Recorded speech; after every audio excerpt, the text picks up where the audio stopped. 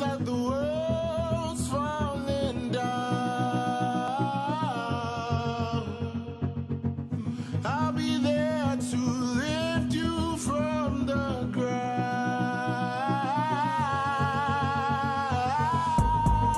Don't be afraid, just let me in. Love me and I'll do the same. No pain in the lies and all your secrets. I'll take them all, I'll be your keeper. Let's run away, no need to stay alone now.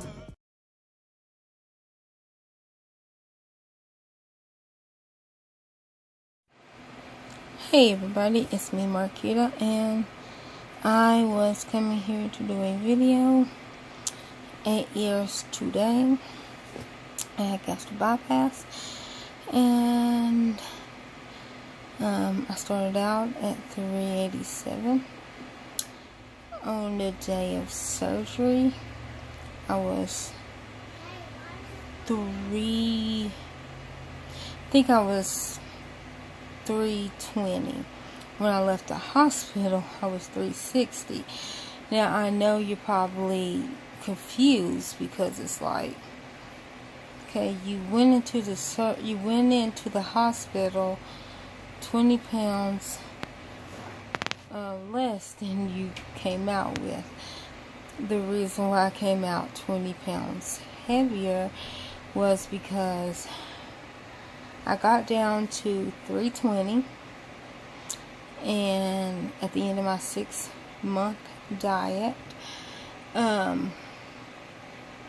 because that's what is required for insurance to pay for, is you have to be on a diet for 6 months. You have to lose so much weight.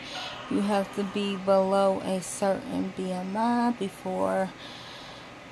Well, you have to show that you can diet and that you can do the diet after you get the surgery. That's what the 6 months is for. And then and then my hospital that I got mine done at, you have to be below a certain BMI, or they won't work on you if you're above a certain BMI. And that was 8 years ago, so I don't remember what the BMI was.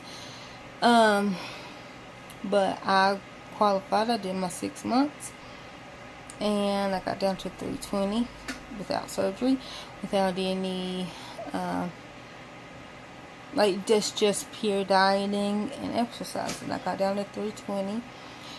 Then I had to get off my water pills a week before.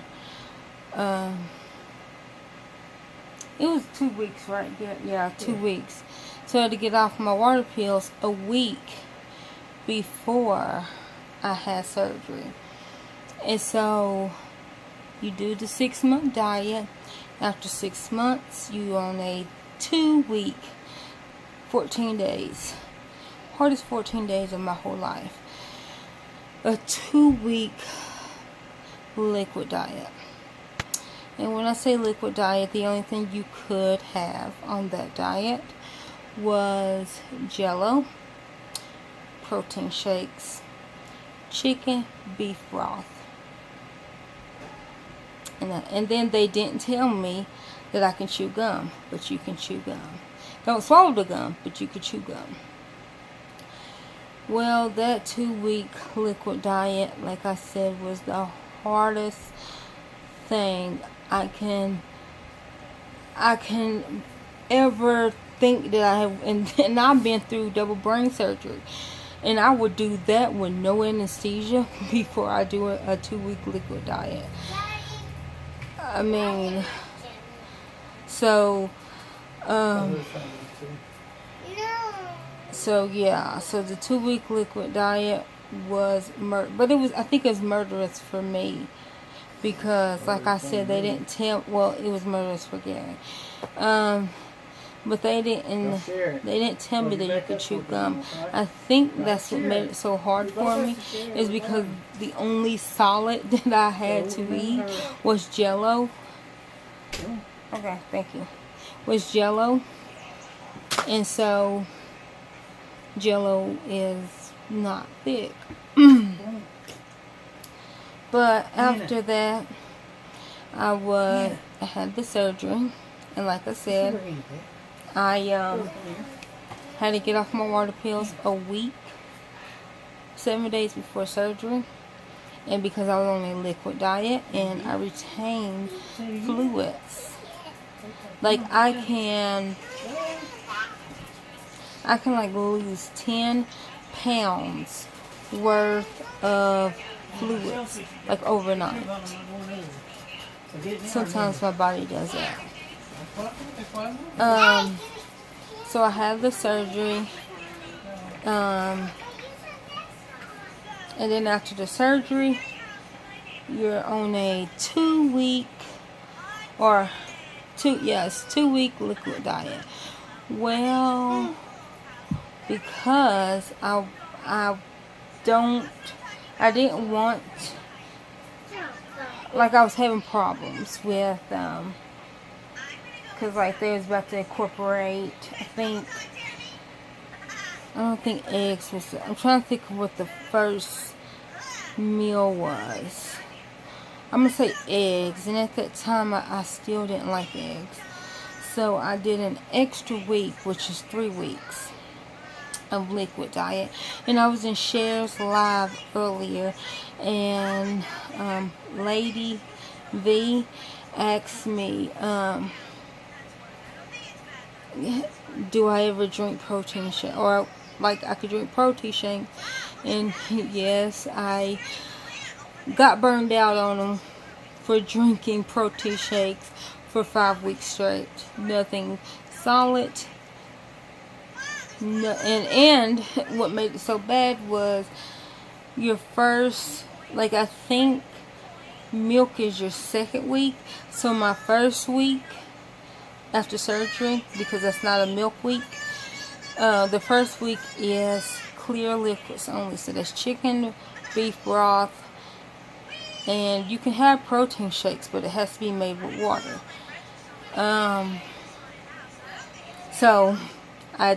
And then when I had my colonoscopy March, I think of last year, I found clear protein drinks at GMC, and then Sam's now has clear protein drinks. But 8 years ago, they did not have clear protein drinks. So that was a problem.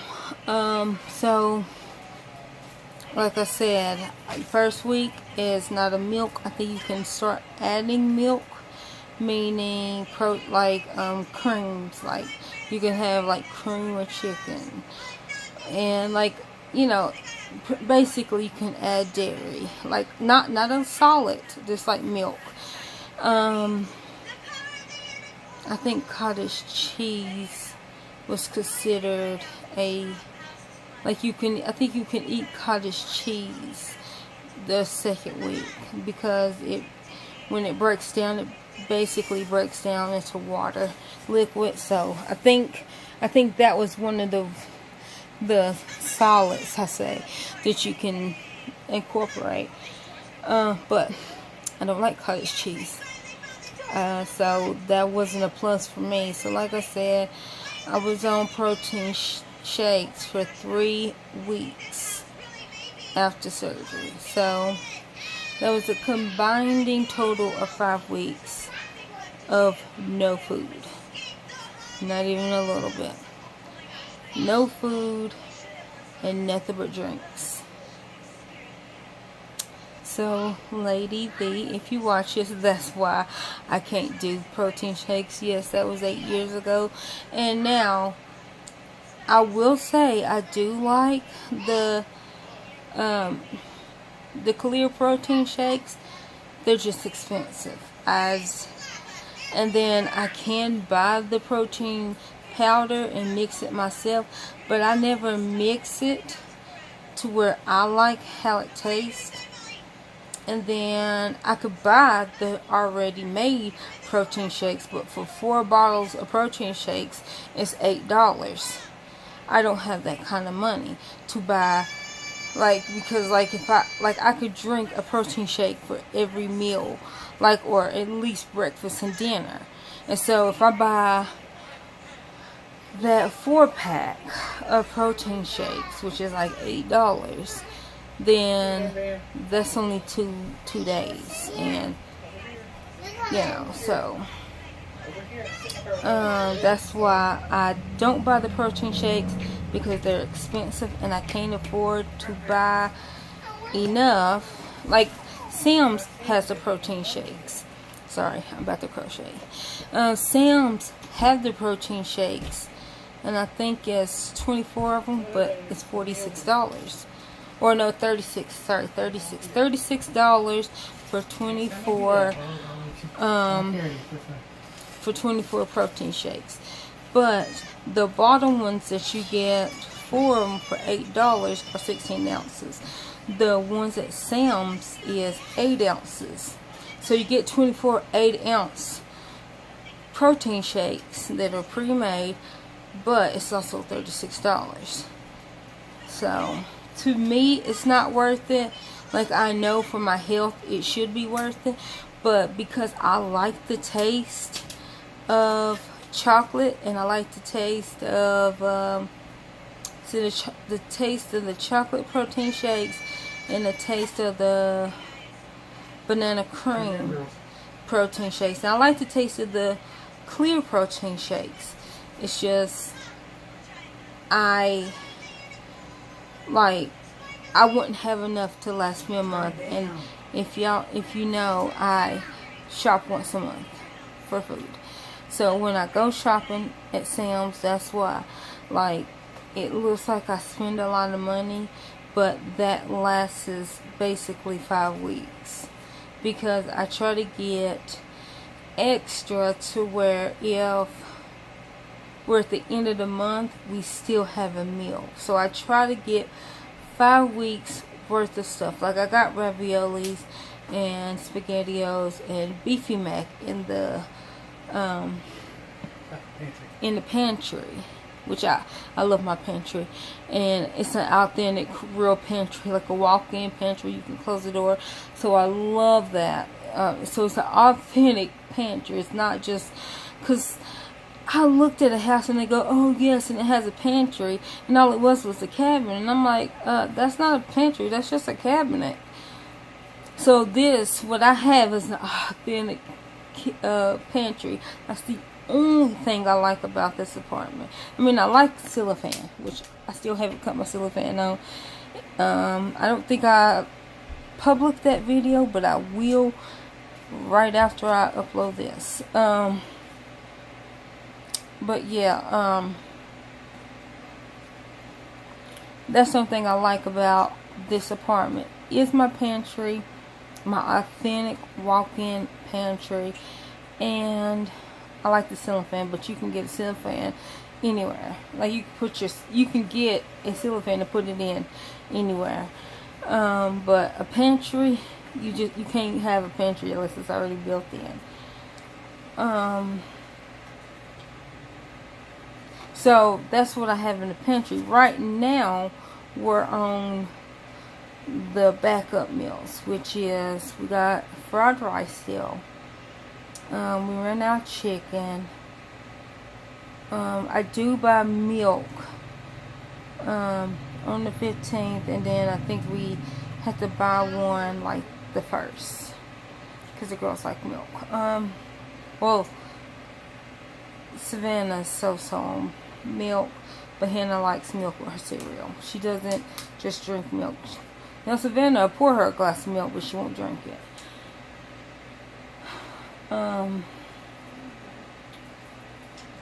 But yeah, but okay, so after I left the hospital, like I said, I was 360 because I retained water in the hospital, but that's because I wasn't on my fluid pills.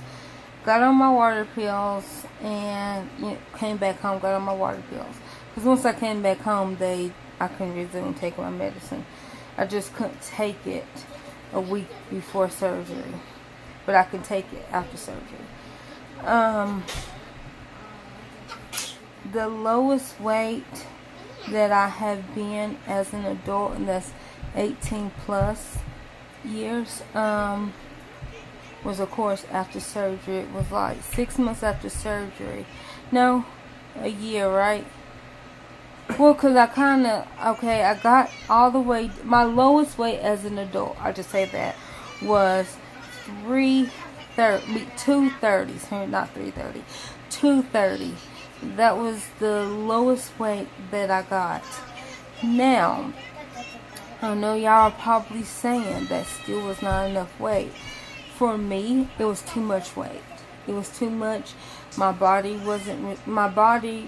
didn't respond well to that low weight because, like I said, I've been fat since I was like 11. So, and when I got the surgery, I was 26. I think so. Yeah, 26.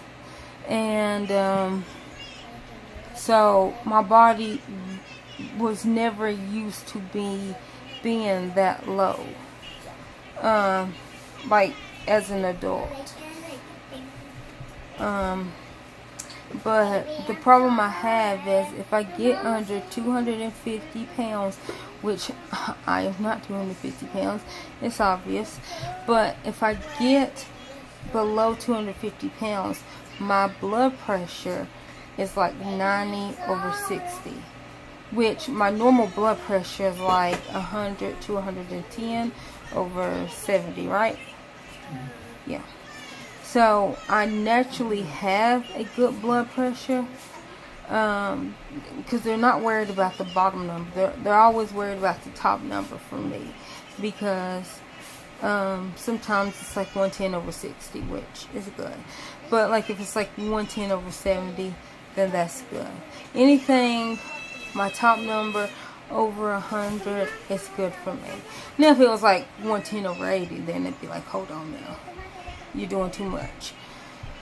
But so that I have that problem with my blood pressure, where the machines and the arm cuffs usually don't pick it up under 100.